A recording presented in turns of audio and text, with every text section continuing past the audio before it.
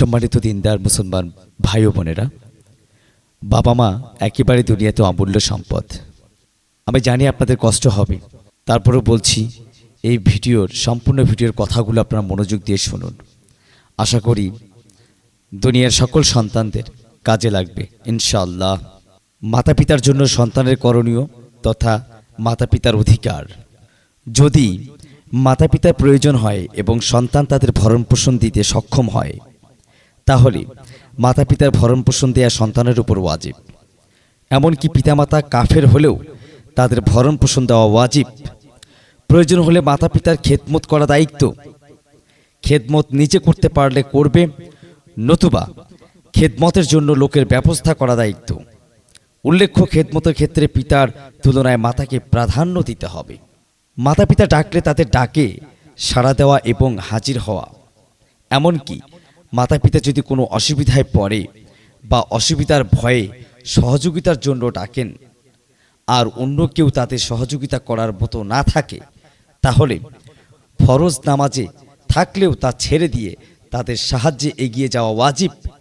তবে জরুরত ছাড়া যদি ডাকেন তাহলে ফরজ নামাজ ছাড়া জায়েজ হবে না।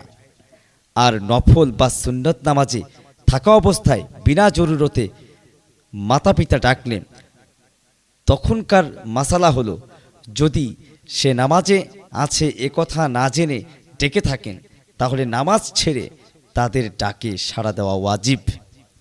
আর যদি নামাজে আছে একথা জেনেও বিনা জরুরতে ডাকেন, তাহলে সেরূপ ক্ষেত্রে নামাজ ছাড়বে না।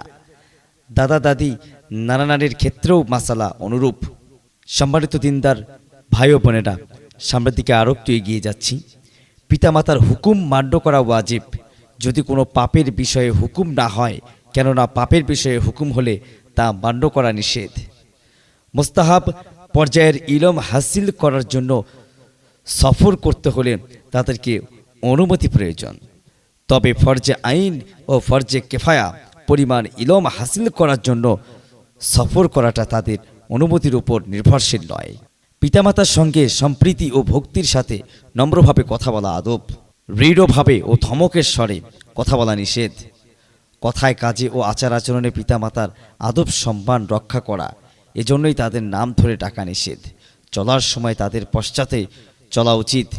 তাদের সামনে নিম্ন স্বরে কথা বলা উচিত। তাদের দিকে তেজ দৃষ্টিতে তাকানো অনুচিত। উল্লেখ্য যে সম্মানের ক্ষেত্রে মাতার তুলনায় পিতাকে প্রাধান্য দিতে হবে। কোনোভাবে তাদেরকে কষ্ট দেওয়া হারাম।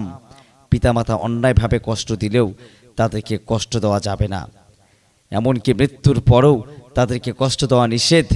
এজন্যই তাদেরকে মৃত্যুর পর চিৎকার করে কাঁদা নিষেধ, কারণ তাতে তাদের রুহের কষ্ট হয়।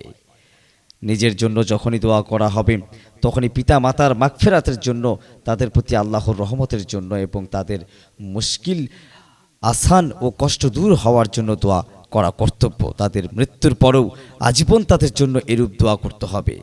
পিতামাতার খাতিরে পিতামাতার বন্ধু বান্ধব ও প্রিয়জনের সাথে এবং পিতামাতার ঘনিষ্ঠ জনদের সাথে ভালো ব্যবহার করা, সম্মানের ব্যবহার করা এবং সাধ্য অনুযায়ী তাদের উপকার ও সাহায্য করা কর্তব্য। পিতামাতার ঋণ পরিশোধ করা এবং তাদের জায়েজ ওসিয়াত পালন করাও তাদের অধিকারের অন্তর্ভুক্ত।